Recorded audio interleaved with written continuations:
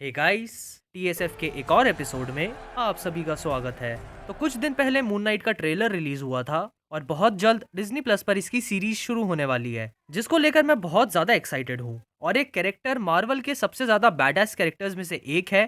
तो अगर आपने इसके ट्रेलर का ब्रेकडाउन नहीं देखा तो ऊपर लिंक फ्लैश हो रहा होगा, उस पर क्लिक करके देख लो। पर आज हम इस वीडियो में बात करेंगे कि एक्चुअली में मून नाइट कौन है, क्यों है और बेसिकली इसका ओरिजिन क्या है। तो मैं हूं काशिफ और आइए बात करते हैं मून नाइट के ओरिजिन पर शुरू करने से पहले अगर आपने अभी तक मेरे चैनल को सब्सक्राइब नहीं किया तो फटाफट नीचे दिख रहे सब्सक्राइब वाले बटन को दबा दो और उसके साथ वाला घंटा बजा दो, ताकि जब भी मेरी नई वीडियो आए तो आपके फोन की घंटी बज जाए।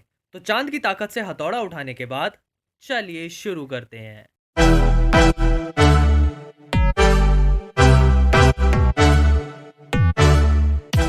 तो मून नाइट की पहली अपीयरेंस वेयरवुल्फ बाय नाइट के इशू 32 में हुई थी, जो कि 1975 में आई थी, जिसमें वो एक विलन की तरह अपीयर होता है। पर स्टोरी का एंड होते होते वो फाइनली एक हीरो बन जाता है। इस कैरेक्टर को क्रिएट किया था डॉग मंच और डॉन परलिन ने, और अपनी पहली अपीयरेंस से ही ये ऑडियंस को बहुत ज्यादा पसंद आया था और एक फैन फेवरेट कैरेक्टर बन गया था। जिसके बाद ये और भी मेजर कैरेक्टर्स के साथ उनकी कॉमिक्स में अपीयर हो चुका है। पर इसकी मेन स्टोरी लाइन की स्टार्टिंग 1980 में रिलीज हुई मून नाइट की कॉमिक्स से हुई थी, जहां इस कैरेक्टर को अच्छी खासी बैकग्राउंड स्टोरी दी गई और टाइम के साथ साथ इसका डेवलपमेंट भी हुआ। तो मून नाइट का असली नाम मार्क स्पेक्टर होता है, जो शिकागो में रहता था और एक ज्यूइश था। और हिटलर की लीडरशिप के टाइम पर ही इसकी फैमिली शिकागो आ जाती है, पर यहाँ आकर भी उसे डिस्क्रिमिनेशन फेस करना पड़ता है। इसकी स्टार्टिंग एक हैवीवेट बॉक्सर बनकर होती है और इसके बाद वो यूएस मरीन और सीआईए भी ज्वाइन करता है, पर उसके मल्टीपल पर्सनालिटी डिसऑर्डर के चलते उसे वहाँ से निकाल दिया जाता है। जिसके बाद वो एक फ्रीलांस सोल्जर या मर्सिनरी बन जाता है और लोगों से पैसे लेकर वो जो भी उसे टास्क देते थे उन्हें पूरा करता था, लाइक किसी का मर्डर या कोई असैसिनेशन या रेस्क्यू मिशंस। और इसी टाइम पर वो एक फ्रेंच आदमी से भी मिलता है जिसका नाम जीन पॉल होता है और इसको वो निकनेम देता है फ्रेंची। और फ्रेंची मार्क के लिए उसके मिशंस में एक पायलट का काम करता है और उसका बहुत अच्छा दोस्त भी होता है। पर एक बार वो राउल बुशमैन नाम के एक आदमी के साथ काम करते हैं, जो उन्हें इजिप्ट ले जाता है, क्योंकि उसे एक आर्कियोलॉजिस्ट जिसका नाम पीटर एलरॉन था और उसने जो 5-6 साल लगाकर कुछ कीमती आर्टिफैक्ट्स ढूंढे होते हैं, बुशमैन उनको चुराना चाहता था। पर जब वो लोग वहां पर पहुंचते हैं तो पीटर बुशमैन पर अटैक करता है, जिसके बाद बुशमैन उसे वहीं मार देता है और फिर वो उस विलेज के लोगों पर भी ओपन फायर कर देता है, जिसको देखकर मार्क उसके अगेंस्ट हो जाता है और पीटर की बेटी जिसका नाम मार्लिन एलरॉन होता है उसे वहां से भागने में मदद करता है और बुशमैन को कन्फ्रंट करता है उसकी इन हरकतों के लिए।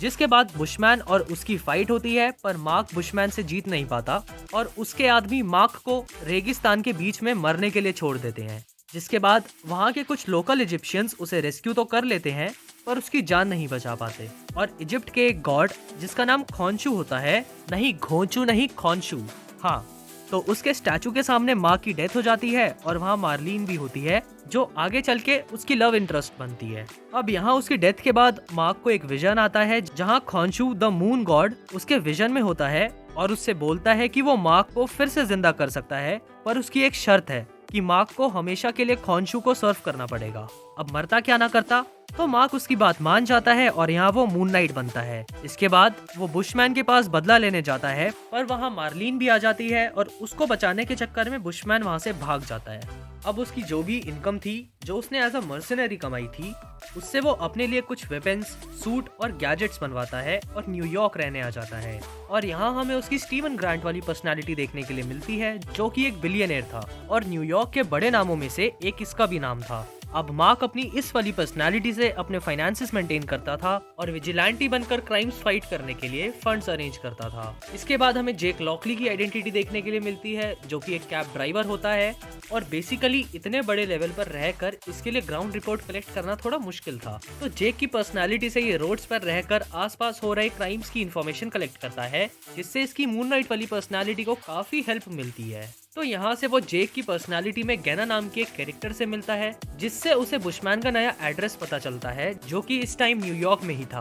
तो वो वापस बुशमैन के पास जाता है और यहाँ उनकी अच्छी खासी फाइट होती है और बुशमैन हार जाता है और मरते मरते बचता है, क्योंकि मून नाइट को मार्लिन उसे मारने से रोक लेती है और यहाँ पुलिस आकर बुशमैन को अरेस्ट कर लेती है। अब यहाँ तक मार्क स्पेक्टर, जेक लॉकली, स्टीवन ग्रांट और अब मून नाइट या खोंचू, इतनी सारी पर्सनालिटीज को हैंडल करते करते उसे डिसोशिएटिव पर्सनालिटी डिसऑर्डर हो जाता है और इसी वजह से बाद में आई कॉमिक्स में वो मून नाइट, जो कि एक विजिलेंटी होता है, उसकी पर्सनालिटी के साथ साथ मिस्टर नाइट की पर्सनालिटी में भी दिखता है, जो कि ऊपर से नीचे तक एक व्हाइट सूट और व्हाइट मास्क पहनता था, giving good fashion vibes. And basically ये एक डिटेक्टिव होता है और पुलिस की मदद करता है क्राइम्स फाइट करने में। और अपने इसी डिसऑर्डर के चलते इसकी तीनों पर्सनालिटीज एक दूसरे में मिक्स हो जाती हैं, जिसकी वजह से ये पूरी तरह पगला जाता है और इसको ये पता नहीं चलता कि इसकी रियल पर्सनालिटी कौन सी है। अब बात करते हैं खॉन्शू की। तो according to ancient Egyptian mythology, Khonshu एक मून गॉड है जिसकी पावर्स मून पर डिपेंडेंट हैं।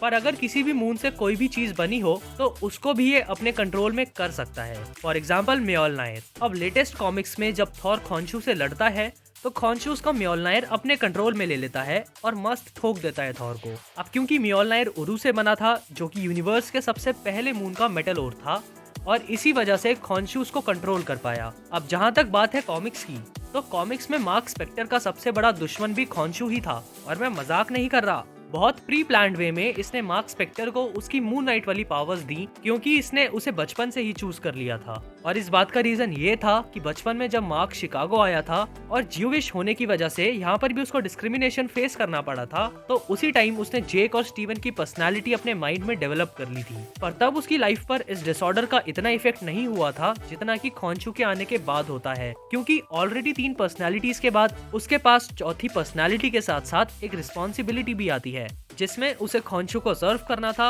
और क्राइम के अगेंस्ट फाइट करना था। तो इसलिए ही वो आगे चल के बिल्कुल पागल हो जाता है और ये हमें ट्रेलर में काफी अच्छे तरीके से देखने को भी मिला। तो अब बात करते हैं इसकी पावर्स के बारे में। तो बाकी के सुपर हीरोज की तरह इसके पास भी कॉमन सुपर पावर्स जैसे super human strength, speed and agility, ये सब तो है ही, और उसके अलावा भी इसके पास कमाल की सुपर पावर्स हैं, जिसमें से सबसे पहले आती है इसका इनहैंस्ड ब्रेन फंक्शन, जिसका मतलब मार्क के अकॉर्डिंग ये है कि मून नाइट बनने के बाद खॉन्शू ने उसका ब्रेन सिस्टम चेंज किया था और अब उसका ब्रेन एक गॉड का वेपन है। हालांकि उतना कुछ अभी नहीं दिखाया कि ये अपने ब्रेन से क्या क्या कर सकता है। फिर आती है इमॉर्टैलिटी, जिसका एक हिंट हमें ट्रेलर में भी मिला जब वो कहीं ऊंचाई से गिर रहा होता है और हमको लगता है कि वो मर जाएगा, पर नहीं, खॉन्शू कभी मार्क को मरने ही नहीं देता और उसका क्योर भी वो खुद ही कर देता है। फिर आती है पावर एब्जॉर्प्शन, जो कि ये बहुत ज्यादा बड़े लेवल पर नहीं कर सकता, पर हाँ, इसने बड़े बड़े सुपर हीरोज जैसे आयरन फिस्ट, कुछ सॉर्सरर्स और घोस्ट राइडर जैसे कैरेक्टर्स की पावर एब्सॉर्ब करी हुई है। इसके बाद अगली है ल्यूना काइनेसिस, जिसके बारे में मैंने अभी बताया था आपको कि ये यूनिवर्स के अलग अलग मून्स या उनसे बनी किसी भी चीज को कंट्रोल कर सकता है। जैसे इसने म्योलनायर को कंट्रोल किया था जबकि ये वर्दी भी नहीं था, और इसके अलावा इसने एक बार ममीज की एक आर्मी को भी लीड किया था, जिसकी वजह से मून नाइट और एवेंजर्स की फाइट हुई थी और इस इवेंट का नाम एवेंजर्स एज ऑफ खॉन्शू दिया गया था। फिर आती है सेल्फ सस्टेनेंस, जिसका मतलब ये बिना एटमॉस्फेयर या ऑक्सीजन के भी जिंदा रह सकता है। इसके बाद आती है ल्यूनर स्ट्रेंथ, जिसका मतलब इसकी पावर्स मून पर डिपेंडेंट होती हैं, मतलब जब जब ये सनलाइट से दूर होता है तब तब इसकी स्ट्रेंथ बढ़ जाती है और मून के साइज के साथ साथ भी इसकी स्ट्रेंथ बढ़ती जाती है। और कभी कभी ये डेडपूल जैसी हरकतें भी कर देता है, मतलब अगर कोई इसे मार रहा है तो डॉज करने की जगह ये सामने वाले के पंचेस खुशी खुशी ले लेता है, जिसका मतलब इसकी पेन टॉलरेशन एबिलिटी भी बहुत ज्यादा है।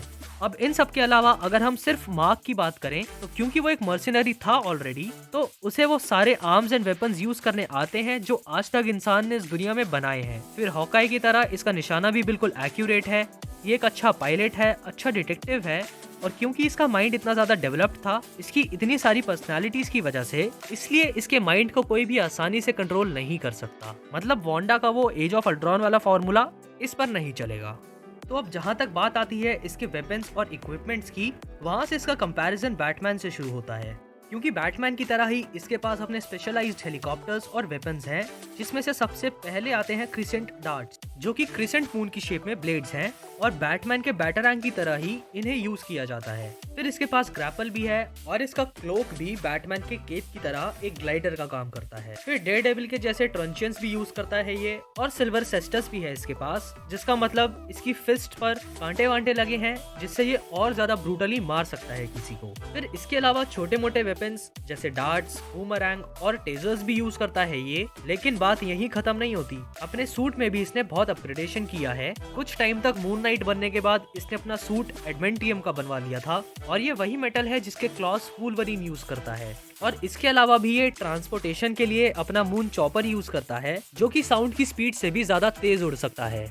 तो बस यार आज के लिए इतना ही। आई होप इस वीडियो के बाद आपको मून नाइट को लेकर थोड़ी क्लियरिटी मिली होगी और अब आप अपने दोस्तों के सामने भी थोड़ा ज्ञान पेल सकते हो। तो इसी बात पर नीचे दिख रहे सब्सक्राइब वाले बटन को दबा दो और बेल आइकन पर भी क्लिक कर दो, क्योंकि अभी बहुत सारी चीजों पर हमें बात करनी है फ्यूचर में, तो ऐसी वीडियोस आपको देखने के लिए मिलती रहेंगी। फिर अगर आपके पास कोई और डिटेल है इस कैरेक्टर को लेकर तो वो कमेंट्स में शेयर करो, और अगर वीडियो पसंद आई हो तो वीडियो को लाइक और शेयर करना मत भूलना। और अगर इतना करके मन ना भरे तो मुझे इंस्टाग्राम पर भी फॉलो कर सकते हो, जिसका लिंक और यूजर नेम आपको नीचे डिस्क्रिप्शन में मिल जाएगा। So that's all for today. See you soon in the next video. Till the time, try being a super fan.